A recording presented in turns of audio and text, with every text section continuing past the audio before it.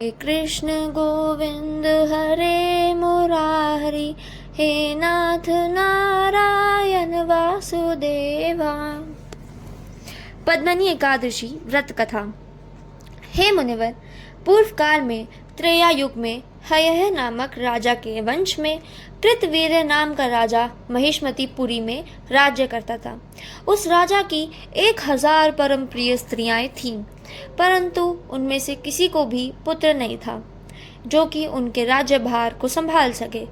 देवता, पितृ, सिद्धि तथा अनेक चिकित्सकों आदि से राजा ने पुत्र प्राप्ति के लिए काफी प्रयत्न किए, लेकिन सब असफल रहे। तब राजा ने तपस्या करने का निश्चय किया। महाराज के साथ उनकी परम प्रिय रानी, जो इक्ष्वाकु वंश में उत्पन्न हुए राजा हरिश्चंद्र की पद्मनी नाम वाली कन्या थी, राजा के साथ वह वन में जाने को तैयार हो गईं। दोनों अपने मंत्री को राज्यभार सौंपकर राजसी वेश त्याग कर गंधमादन पर्वत पर तपस्या करने चले गए।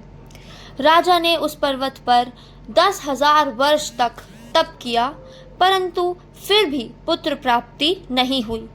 तब पतिव्रता रानी कमल नयनी पद्मनी से अनुसुईया ने कहा कि 12 मास से अधिक महत्वपूर्ण मल मास होता है, जो 32 मास पश्चात आता है।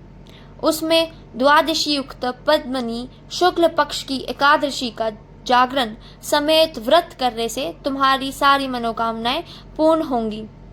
इस व्रत के करने से भगवान तुम पर प्रसन्न होकर तुम्हें शीघ्र ही पुत्र देंगे। रानी पद्मनी ने पुत्र प्राप्ति की इच्छा से एकादशी का व्रत किया। वह एकादशी को निराहार रहकर रात्रि जागरण करती। इस व्रत को से प्रसन्न होकर भगवान विष्णु ने उन्हें पुत्र प्राप्ति का वरदान दिया। इसी के प्रभाव से पद्मनी के घर कार्तवीर्य उत्पन्न हुए, जो बलवान थे, और उनके समान तीनों लोकों में कोई बलवान नहीं था। तीनों लोकों में भगवान के सिवा उनको जीतने का समर्थ किसी में भी नहीं था। 100 है नारद, जिन मनुष्य ने मलमास शुक्ल पक्ष एकादशी का व्रत किया है, जो संपूर्ण कथा को पढ़ते या सुनते हैं, वे भी यश के भागी होकर विष्णु लोक को प्राप्त होते हैं। एकादशी कथा। हे कृष्ण गोविंद हरे मुरारी, हे नाथ नारायण वासुदेवा।